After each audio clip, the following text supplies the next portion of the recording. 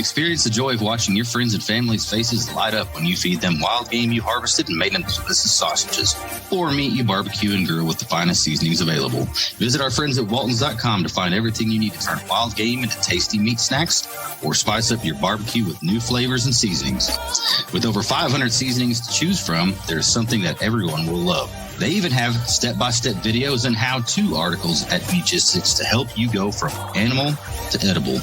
Use coupon Rangers15 at checkout to save 15% on your first order at waltons.com. Waltons, everything but the meat.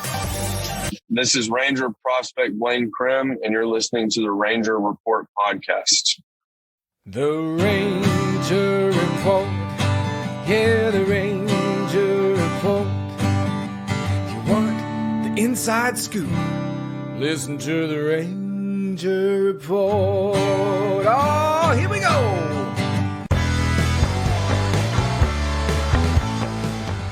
This is the Ranger Report podcast. News, insights, predictions, interviews, and information about the Texas Rangers from the major leagues to the minor leagues. And now, here are your hosts, Ben Dieter and CJ Berryman.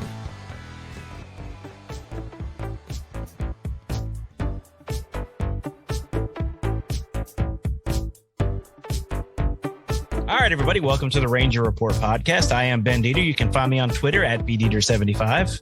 I am CJ Berryman. You can find me at CJB_RR. And our guest today is Kennedi Landry, beat writer for the MLB for the Texas Rangers. Kennedi, how are you today? I'm good. How are y'all doing? Doing well. Doing good. I know. Wish we had a Rangers win today, but yeah. You know, it's spring training. It's nice to see. They tried. Yeah, they did try. We'll talk a little bit more about that because some guys are standing out for sure. Definitely. I was telling you off air that I was going to blame you for my bracket because I went for LSU because of you. But then, of course, I had Gonzaga winning it all. So LSU was the least of my worries by the time we got into the Sweet 16.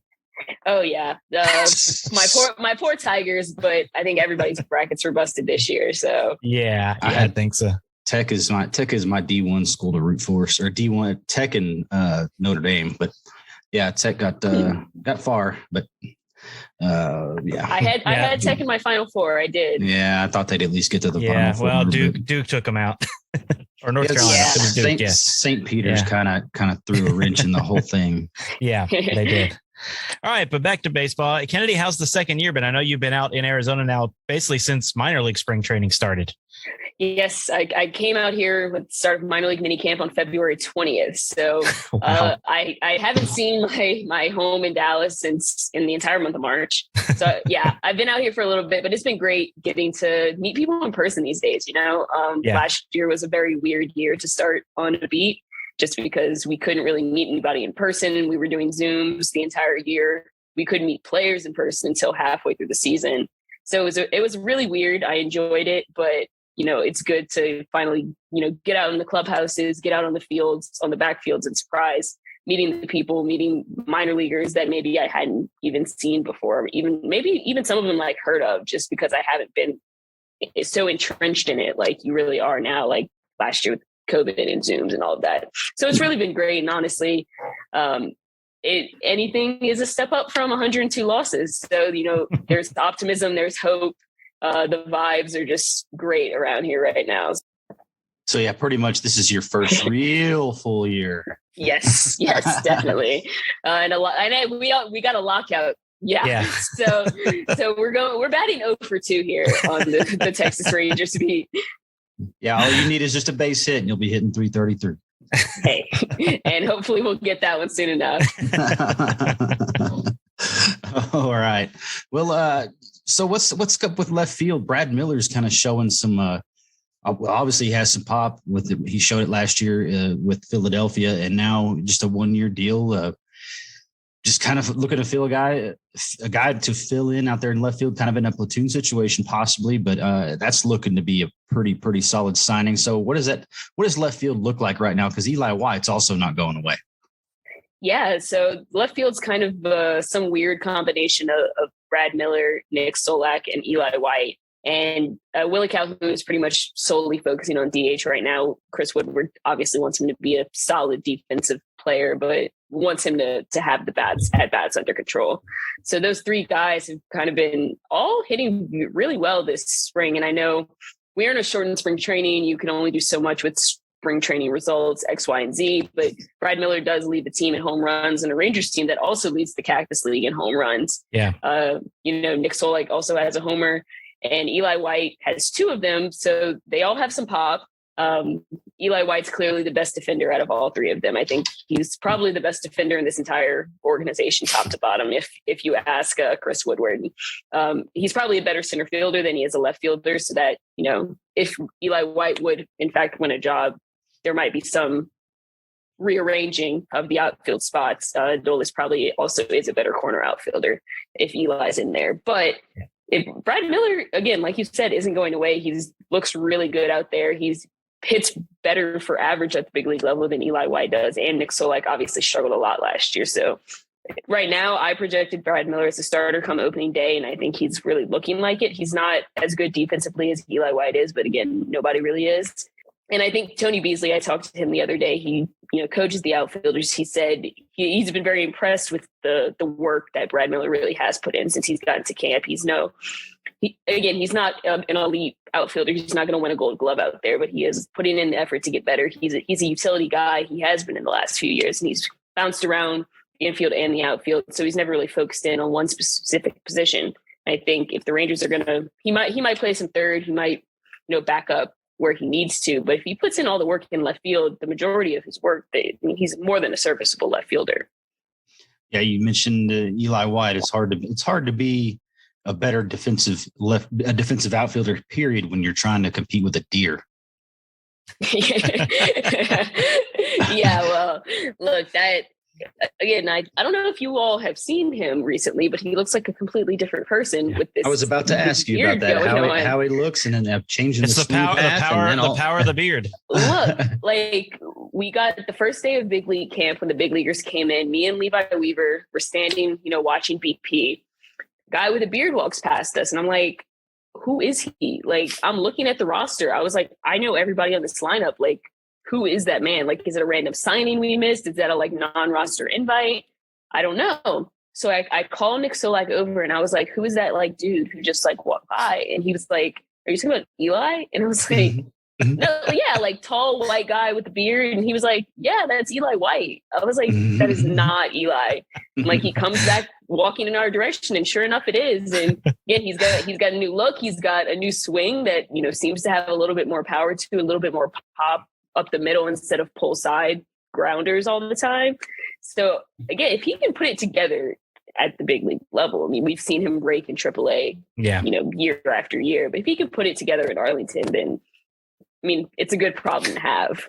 For sure. Definitely. Now, speaking of that, the Rangers have surprised a lot of people. And I know they say spring training doesn't really mean anything, but the Rangers offense has been on fire pretty much. I mean, today wasn't great, but overall, I mean, they scored 25 runs just 5 days ago. I mean, this offense is putting up some runs right now. Is that surprising you and a lot of people?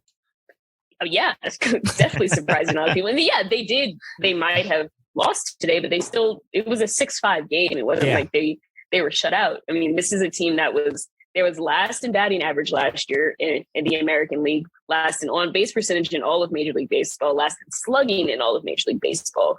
So whether or not you think that spring training does or doesn't matter, this is clearly a step in the right direction, regardless. I mean, the numbers really do speak for themselves. They lead the Cactus League in home runs, unless the Dodgers have passed them since I got on this call. They lead in on-base percentage and OPS at 990, I think the last time I checked.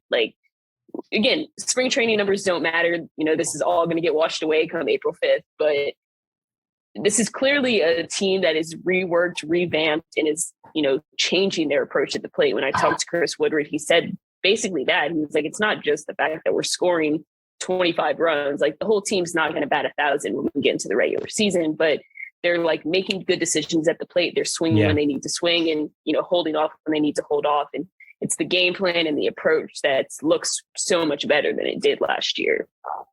Before I ask my next question, my theory on this spring training, among all others, is this one is actually really important if you look at the results because it's so short. You have just a small sample size to get geared up. And if you go into the season hot, hey, that might be something that kind of spurs you to kick off the season. And that's just the way I feel about this spring training is that, they may the results, the wins and losses don't really matter, but they actually kind of do when it comes to the Rangers right now because of what happened last year.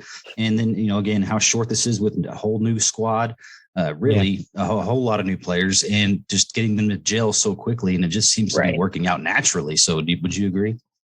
I think I would agree, especially the short spring training makes everything so weird. I think guys really do feel like they need to press. And Chris Woodward has warned them, don't press because when you press too hard, you mess up. But I do think it's making things a lot more compressed and guys are like on the go already and, ready to hit the ground running. I think we're seeing that.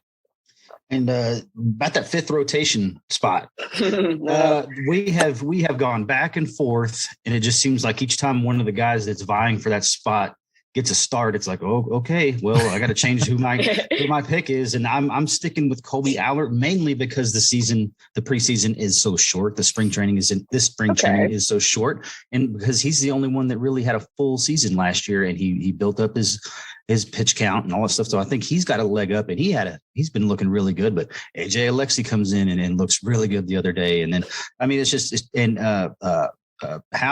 Spencer Howard looks really good, looks really sharp. So it's whichever young starter starts is like, okay, well, maybe it's going to be this guy, whoever. So kind of talk about how awesome it is. That's a good problem to have. It is. It's definitely a good problem to have. And I think, I guess in the way that you feel that AJ Alexy has a leg up because he was here last year, I feel he started last season as a reliever and they turned it. Yes, that's Allard, Howard, all of these names. Alexi, so many. But Kolby Allard, I think he's the one of these four who's best fit in a bullpen spot if he doesn't win the rotation. That's how I kind of look at this. And when you're looking at the roster construction, who can give you multiple innings out of the bullpen. Yeah, that long relief swingman type. Yeah.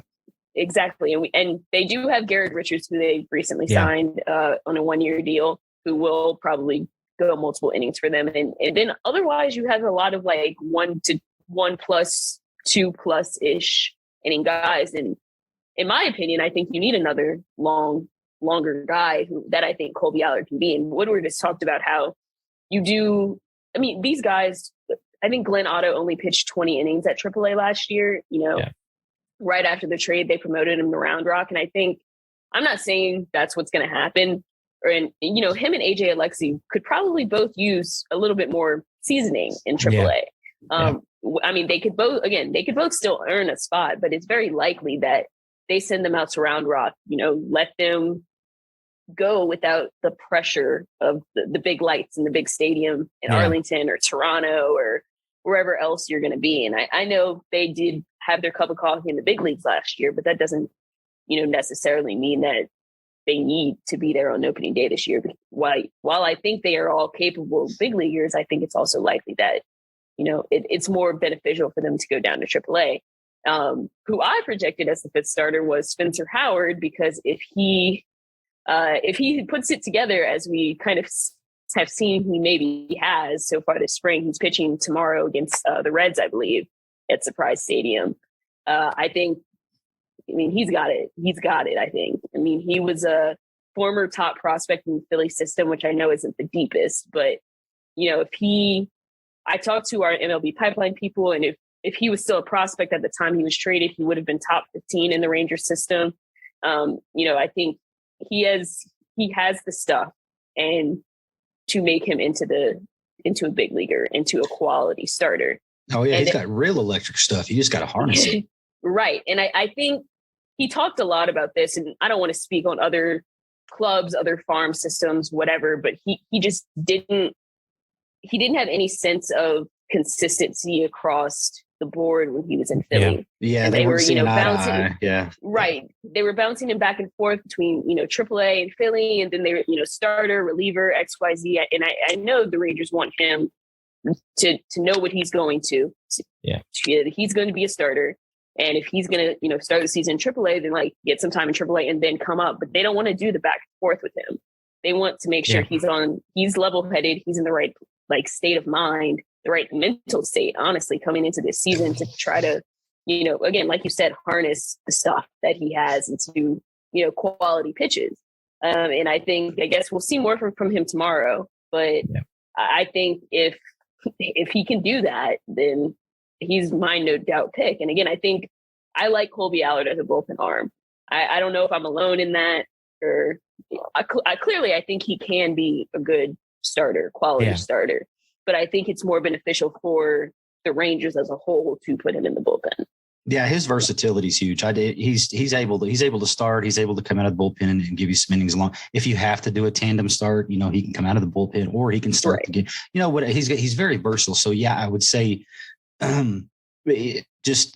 that's the best role for him right now. But because spring training's so short, I just give him a leg up because he already has that experience. Right. And ended last season. Yeah. So the funny thing is my roster prediction 1.0, I had him as the fifth starter. The one I wrote over this weekend, 2.0, I had Colby Allard.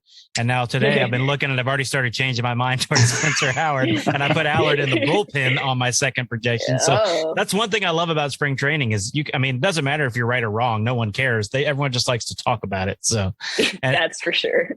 And speaking, I'm sure you don't get any comments at all on stuff that you write. Of course not. Absolutely not. Never. You and Chris and Levi and Jeff, all of you guys get like some wonderful comments on Twitter that I see. Yeah, just it's all clean and respectful. Oh, of course. Of course. Sorry, even I laughed at that one, and I'm not a professional. All right. So speaking of that, all the young players in camp, who has stood out the most to you so far, pitcher or position player, like that you just didn't really know before this year? Well, we didn't have a lot of the minor league pitchers in big league camp. Chris Woodward and kind of the front office didn't want to interrupt their throwing programs. Basically, they were already built up longer than the big leaguers. They just wanted to keep them on the minor league side. So we didn't get to see, the Lighters, the Winds, the Owen Whites, all of those guys who really impressed during minor league camp when I was, out on the backfields a little bit more. But honestly, all of the hitters that they had in big league camp have been raking. I mean, Bubba Thompson, I think Bubba Thompson might be the one that's impressed me the most, but even the middle infield duo the Rangers got for Joey Gallo and Ezekiel Duran and Josh Smith have also been doing, phenomenally. And Davis Wenzel, another middle infielder, can also play third base type. They've all really all of them hit home runs. 3 of them hit 2 or more home runs in big league camp. They're all versatile infielders except for Bubba Thompson, who's an outfielder who can genuinely may be the most well-rounded outfielder in the Rangers system. I know we talked about like Eli White is obviously an elite defender and needs to put things together at the plate. Leody Taveras, the former top prospect, elite defender, needs to put it together at the plate. I think Bubba Thompson has the capability to be the most complete outfielder in this team if, he eventually makes it, because the way he's, bounced back from some injuries, he's pretty much just become an all-around elite. He never was a bad defender by any means of the word, but he's kind of just stepped it up a notch. And, he makes he made a diving play out at Salt River sometime last week. That was just like, the game wasn't even televised. And I saw it and I was like, I just want a replay of that. Like, it was amazing.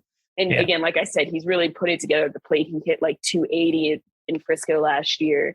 He has the real capability to be like 20, 25 homer, 20, 25 steals kind of guy. He's really quick on the base paths. I think he has the highest graded speed in the system when it comes to minor leaguers. So again, the Rangers prospects, they've really rebuilt this farm system up, really revamped it with a couple of like really good drafts and a couple of really big trades. And it's really paying off. So looking at some of those minor leagues, some of those young pitching prospects. So was there anybody, or how did they all look? I'm sure it was kind of difficult because you didn't get to see them in any competition, right? Right. So what were you most impressed with while you were watching them? Was it their performance, or was it Jack Leiter's tree trunk legs? Jack Leiter, I said this on our pipeline with our pipeline guys the other day. Jack Leiter does come as advertised. The fastball comes out nice and hard. The slider breaks, and he's working on the changeup, kind of trying to get that more refined. But Jack Leiter does, in fact, come as advertised.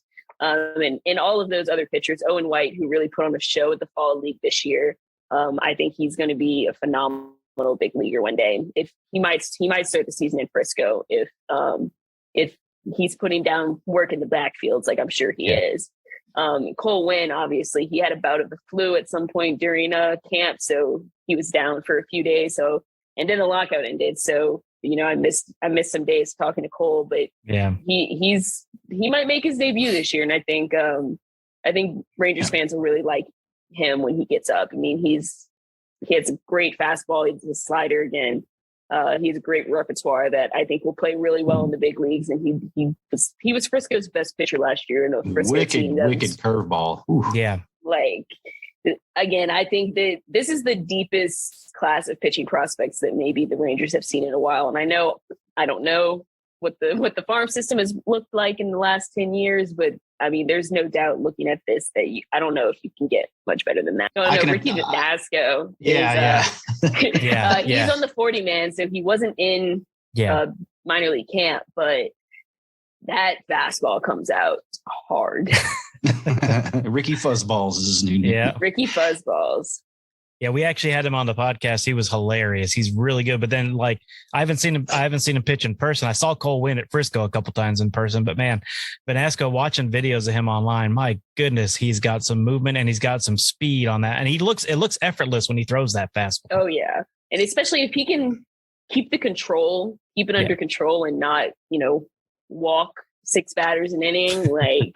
If he keeps it in the zone, dude's going to be phenomenal. I sent him a text after one of those videos because he was wearing the exact same pair of shorts that I have. He said, well, it looks like we both have good taste. Yes, sir. Camo, black and gray camo pants. Oh, of course. Yeah. Typical white guy clothes. Anyway. Yeah. What can I say? All right. I wanted to ask you a really serious question. Levi Weaver made national news with his coffee maker that was sitting for 2 years, which I thought was hilarious the way Levi tweeted about it. But, have you drank any coffee out of said coffee maker? No, I have not. I was telling you before we started rolling that Levi did, in fact, bring a coffee maker 2 years ago, right before the pandemic hit, for the media room. And then everybody had to leave dispersed when COVID hit and shut everything down, and he left the coffee maker. So we come back and the coffee maker's still there. Yay. But there is a moldy 2-year-old coffee filter still in the coffee maker. So Levi went off he cleaned it. He deep cleaned it, I hope.